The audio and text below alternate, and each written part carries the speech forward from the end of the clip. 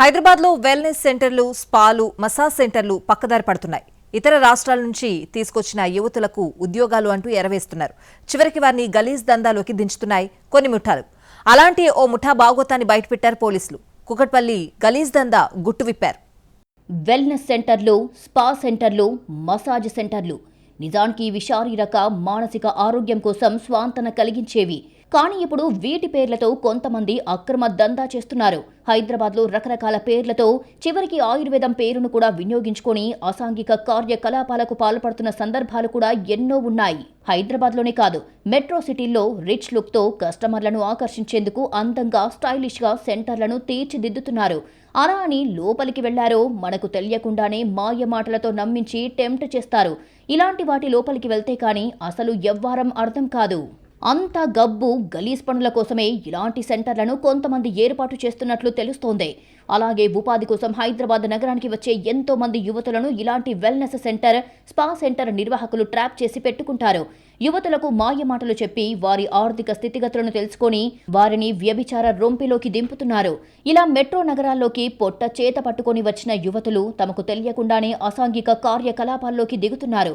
వారిని మసాజ్ థెరపిస్టుల పేరుతో కొంతమంది యువతులను నియమించుకొని క్రాస్ మసాజ్ చేయిస్తున్నారు. ఆ తర్వాత వారిని నెమ్మదిగా వ్యభిచారం రొంపిలోకి దించుతున్నారు నిర్వాహకులు.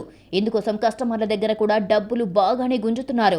తాజాగా కేపీహెచ్పీలోని రోడ్ నంబర్ 6లోని గాయత్రి రెసిడెన్సీ సెకండ్ ఫ్లోర్లో ఆసన వెల్నెస్ స్టూడియోలో జరుగుతున్న బాగోతంపై పక్కా సమాచారంతో పోలీసులు దాడి చేశారు. ఆసన వెల్నెస్ స్టూడియో మెయిన్ రోడ్డుపై అపార్ట్మెంట్ల మధ్య ఉంది. అప్పటికే అక్కడ ఉన్న స్థానికులంతా వెల్నెస్ స్టూడియో దగ్గరికి పోలీసులు రావడంతో కంగు తిన్నారు.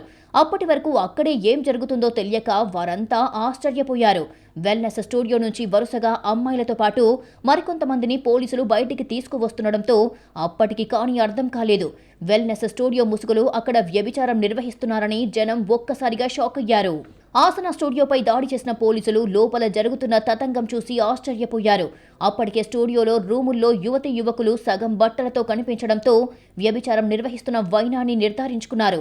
దీంతో ఆసన వెల్నెస్ స్టూడియో నిర్వాహకులతో పాటు మరో 18 మందికి పైగా విటులను, 15 మంది యువతులను అదుపులోకి తీసుకుని పోలీస్ స్టేషన్ కు తరలించారు. ఆసన వెల్నెస్ స్పాని రైడ్ చేయడం జరిగింది. అందులో అసాంఘిక కార్యకలాపాలు జరుగుతున్నాయని చెప్పేసి మాకు క్రెడిబుల్ ఇన్ఫర్మేషన్ వచ్చింది.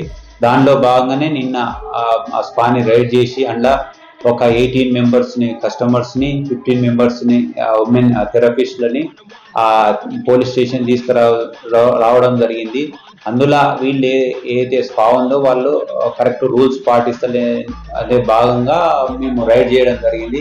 యాక్చువల్గా ఈ స్పా రన్ చేయాలంటే వీళ్ళు క్రాస్ మసాజ్ ఉండకూడదు. క్రాస్ మసాజ్ చేసేటప్పుడు ఇంకో మెన్ను కూడా ఉండాలా.